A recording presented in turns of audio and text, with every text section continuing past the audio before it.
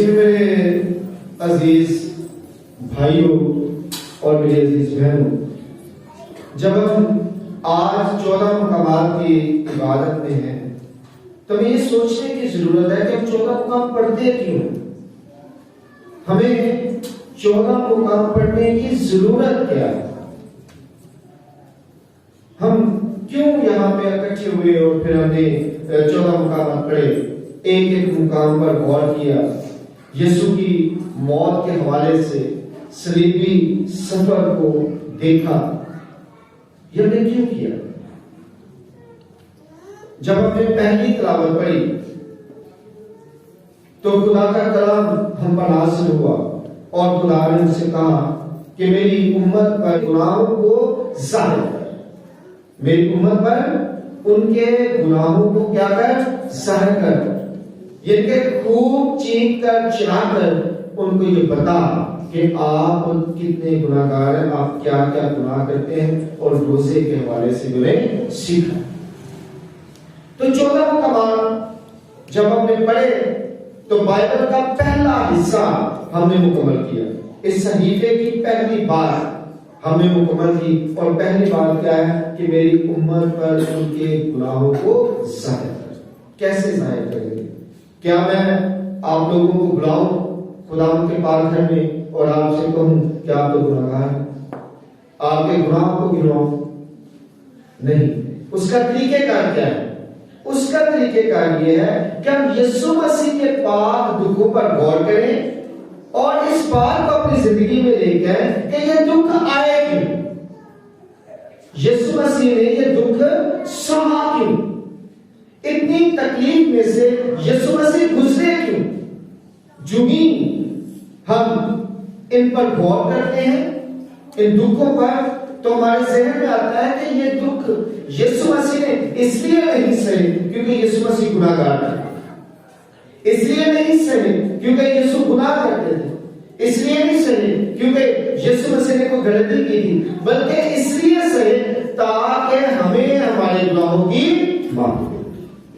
تو جو بھی ہم ان پر غور کرتے ہیں تو ہم اعلان کر رہے ہوتے ہیں، ہم یسایا نبی کے صحیفے کو پورا کر رہے ہوتے ہیں، ہم بتا رہے ہوتے ہیں کہ ہم نے لوگوں پر ان کے گناہوں کو ظاہر کیا۔ ہم نے بتایا کہ آپ کی وجہ سے، آپ کے گناہوں کی وجہ سے یسوع مسیح جو ہے وہ قربان ہوئے ہیں، اس لیے اپنے گناہوں پر دھیان دیں، اپنے گناہوں پر غور کریں، کیونکہ ہر بات کے پیچھے لاجک موجود ہوتا ہے، بلا وجہ کچھ بھی نہیں ہوتا۔ بہت سے لوگ آج آپ کو یہ کہتے ہوئے دکھائی دیں گے کہ یہ ایسے 14 مقام پڑھتے رہتے ہیں، یہ کرنے والا کام ہے، یہ کرنے والا کام ہے، کیونکہ بائبل ہمیں یہ بتا رہی ہے، بائبل ہمیں یہ سکھا رہی ہے کہ اللہ کے گناہوں کو ظاہر کرو، انہیں بتاؤ۔ کس سے بتانا؟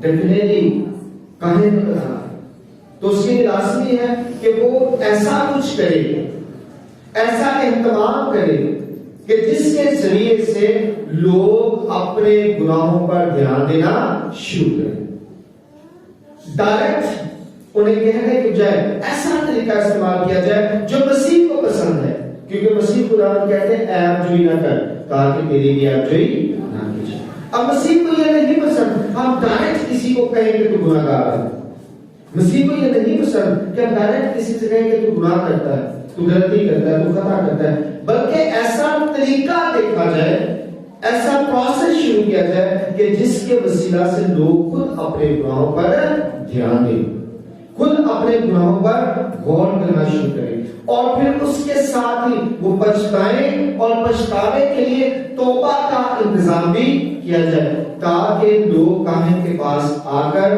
اپنے گناہوں کا اقرار کر کے، توبہ کر کے کاہن سے کہیں کہ آپ ہمارے لیے خداوند سے التجا کریں کہ وہ ہمارے گناہ معاف کریں۔ یہ پورے پروسیس کو کرنے کے لیے آپ کو 14 مقامات کی عبادت میں سے گزرنا ہوتا ہے، آپ کو یسوع مسیح کے پاک رکوع پر غور کرنا ہوتا ہے، اور اس کے بعد جب ہم ایک تلاوت کے دوسرے حصے پر پہنچتے ہیں تو ساتھ ہی خدا پھر ہمیں یہ بتاتا ہے کہ اب جو ان دنوں میں سے آپ گزر ہیں ان میں آپ نے روزہ کیسا رکھنا ہے، ریاضت کیسی کرنی ہے، توبہ جو آپ نے کی ہے اس توبہ کو کس طرح سے اپنی زندگی میں لے کے آنا ہے۔ اور خدا کا کلام کہتا ہے کہ میری پسند کا جو روزہ ہے وہ یہ نہیں ہے کہ آپ صرف فاقہ کریں، آپ صرف روٹی نہ کھائیں، آپ صرف پانی نہ پیئیں، بلکہ میری پسند کا روزہ یہ ہے کہ آپ ان بندروں کو توڑیں جنہوں نے آپ کو جکڑ رکھا، ان بندروں کو توڑیں جو آپ نے جوئے کی صورت میں اٹھا رکھے۔ اور وہ کیا بندر ہیں؟ نفرت کے بندر، کھاجلوی کے بندر، دوسروں کو ستانے کے بندر، دوسروں کو پریشان کرنے کے بندر، دوسروں کے برا سوچنے کے بندر، دوسروں کو گرانے کے بندر۔ تو یسوع مسیح آج ہمیں یہ بتا رہے ہیں، آج کلام کے وسیلہ سے ہمیں یہ سکھا رہے ہیں کہ آپ کو جو روزہ رکھنا ہے وہ اس بات کا رکھنا ہے کہ اگر آپ کی زندگی سے کسی کو نقصان ہو رہا ہے، کوئی آپ کی وجہ سے پریشان ہے، تو آپ نے اس پریشانی کو کیا کرنا ہے؟ ختم کرنا ہے۔ اگر آپ جھگڑے ہوئے ہیں، کسی کی مدد نہیں کرتے، تو آپ نے اس سے آزاد ہونا ہے اور لوگوں کی مدد کرنی ہے۔ اگر آپ کسی ننگے کو دیکھتے ہیں، لباس دینا ہے، اور اگر آپ کسی بھوکے کو دیکھتے ہیں تو آپ نے اس بھوکے کو کھانا کھلانا ہے۔ لیکن اگر آج بھی ہمارے آس پاس لوگ جو ہیں وہ بھوکے ہوں، ہمارے آس پاس لوگ جو ہیں وہ پریشان ہوں، ہمارے آس پاس کوئی بیمار ہو اور ہم اس کا پتہ نہ کریں، بلکہ ہماری روش ایسی ہو، ہم کہیں چنگا ہے اتنا لگی ہونا چاہیے۔ بس آپ نے دیکھا بہت سے لوگ اس طرح سے بات کرتے ہیں، انہیں بتایا جائے گا کہ فلاں بندہ بیمار ہے تو وہ یہ نہیں کہتے ہیں کہ چلیں خدا مجھے شفا دے، بلکہ الٹی بات کرتے ہیں۔ وہ کہتے ہیں اس بندے نے بڑے گناہ کیے، بڑیاں غلطیاں کی، بڑیاں خلاف کرتے ہیں۔ خدا کی بندو، آپ کون ہیں انصاف کرنے والے؟ آپ کون ہیں دوسروں کا انصاف کرنے والے؟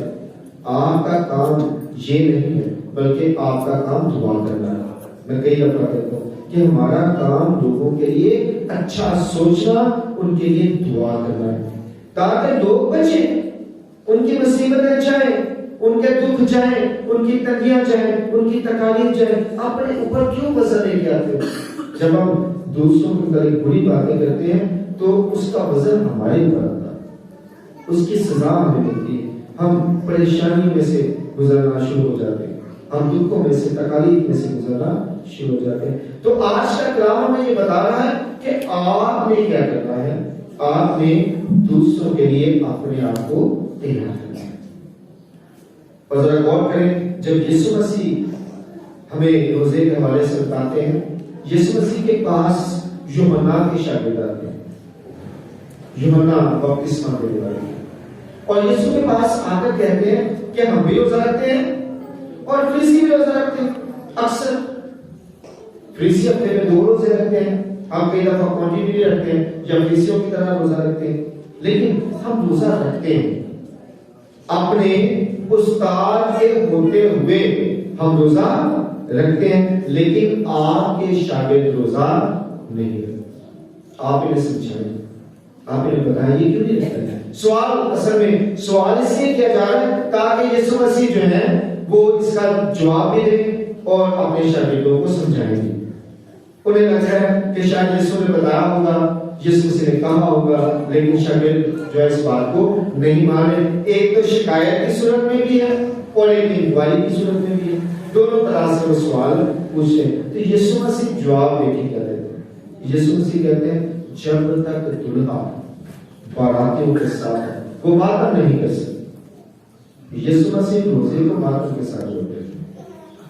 حالانکہ بہت سے لوگوں سے اگر کہا جائے تو وہ کہتے ہیں کہ یہ جو کیتھولک والے ہیں یہ روزوں میں بڑا دکھ کرتے ہیں، بڑا افسوس کرتے ہیں۔ افسوس تو کرنا نہیں چاہیے، لیکن ذرا یسوع مسیح کی بات پر غور کریں تو یسوع مسیح کہتے ہیں جب تک دلہا باراتیوں کے ساتھ ہے براتی کیا نہیں کر سکتے؟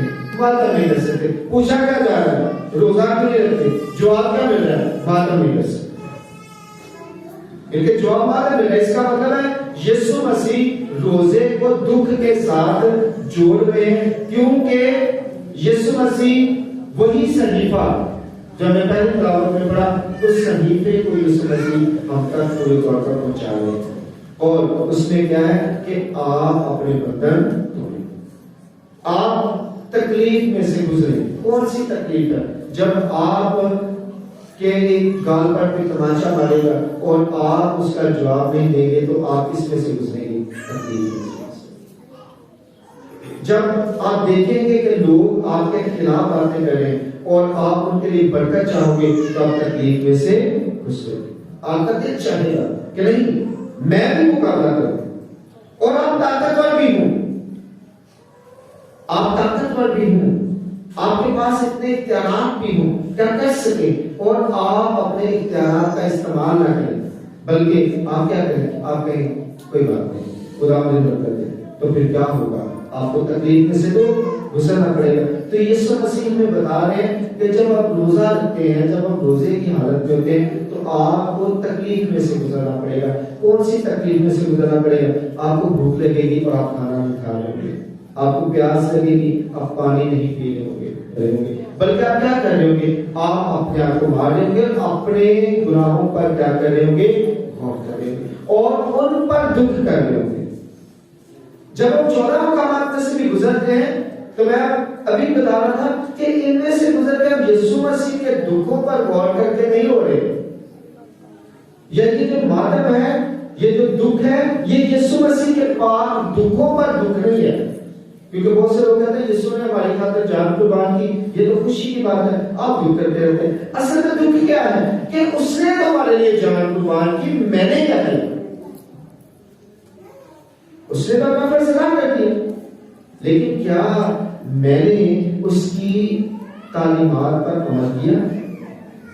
کیا میں نے اس کی قربانی کا لحاظ رکھا؟ میرے لیے کوئی قربان ہو جائے اور میں اسے یاد بھی نہ کروں.